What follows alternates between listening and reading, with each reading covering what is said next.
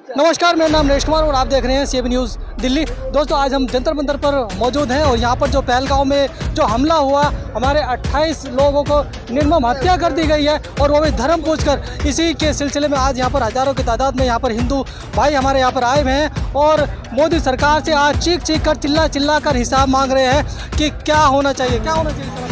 Sir, हम तो मोदी जी से ये कहते हैं, हम जितने भी 140 करोड़ हिंदुस्तानी हैं वो आपके साथ हैं जी।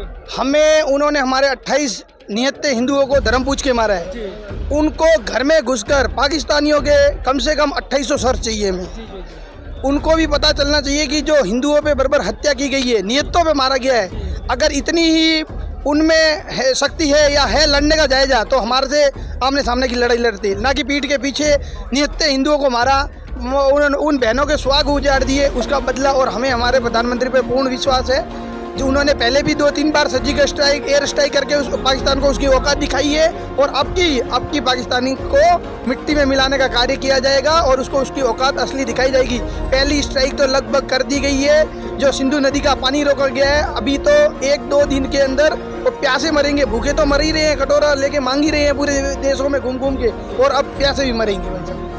आपको नहीं लगता कि ये कुछ प्लान्ड है?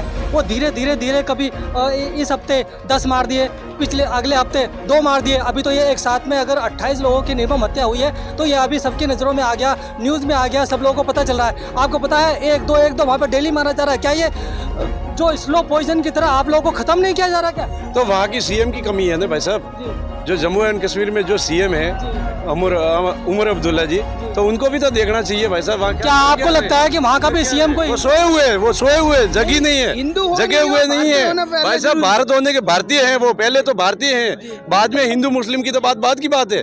गद्दार है वो, गद्दारों की कोई वो धर्म थोड़ी मानते, वो धर्म नहीं मानते, वो तो गद्दार है, वो तो देशद्रोही है, वो अपने भी नहीं है, दूसरों के क्या हो सकते हैं। वो जो अपने नहीं है तो दूसरों के कैसे होंगे।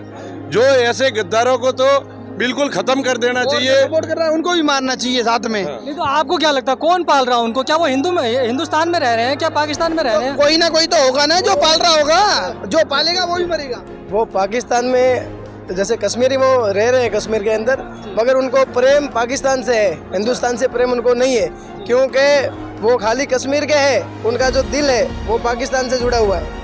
लेकिन हम तो सबसे सुनते हैं भाईचारा, वो हमेशा मैं आपको बताता हूँ, वो तो है भाई और हमें चारा, बस और कुछ नहीं है भाई साहब जी। तो आपको क्या लगता है अब हिंदू जग गया, आप कुछ करेगा? भाई साहब जगह है हिंदू तो, अब जग गया तभी तो आप देख रहे हो ना, हजारों की संख्या आई है, जगह है तभी तो आई है जी। हम तो मोदी से 150 करोड़ है, ये हजारों से क्या होगा? हाँ तो ये करोड़ों में है भाई साहब, यहाँ पे आना जरूरी थोड़ा ही, उनके सबके अंदर आग दतक रही है, सबके अंदर बदला लेने की। और हम मोदी जी से यही कह रहे हैं कि उन्होंने हमारे 28 मारे हैं, तो आप ऐसी सर्जिकल स्ट्राइक करो कि इन मुल्लों को जड़ से ही खत्म किया जाए वहाँ जिहाद को जी।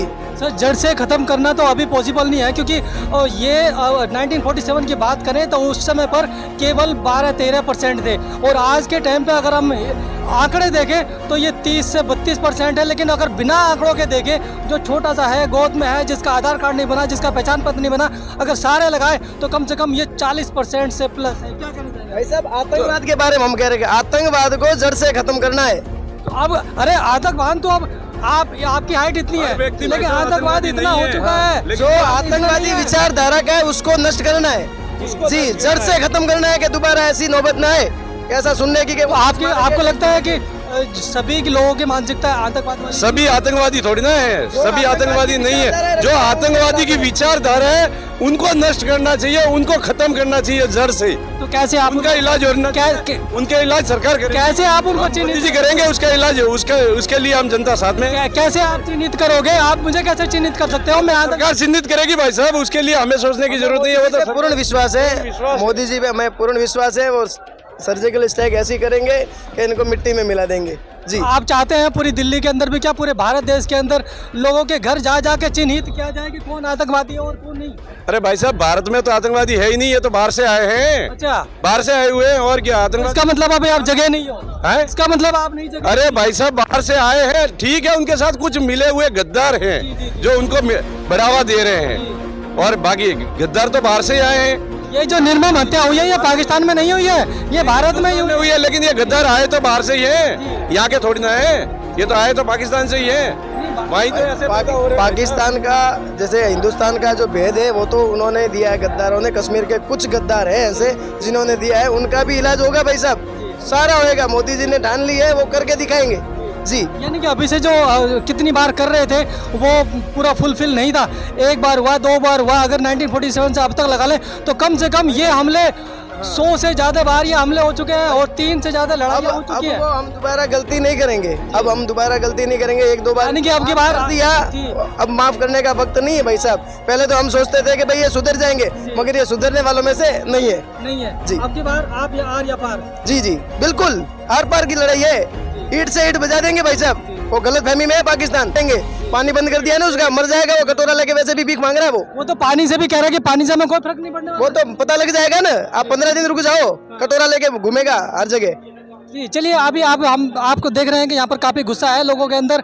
जो अभी ये हमला हुआ, 28 लोगों की निर्मम हत्या हुई है, उसको लेकर काफ़ी रोष है, गुस्सा है लोगों में। और वो मोदी जी से रिक्वेस्ट कर रहे हैं कि हमें बदला चाहिए, बदला। इस बार कोई बहाना नहीं, इस बार आर या पार की लड़ाई। जय हिंद, जय भारत। नरेश कुमार।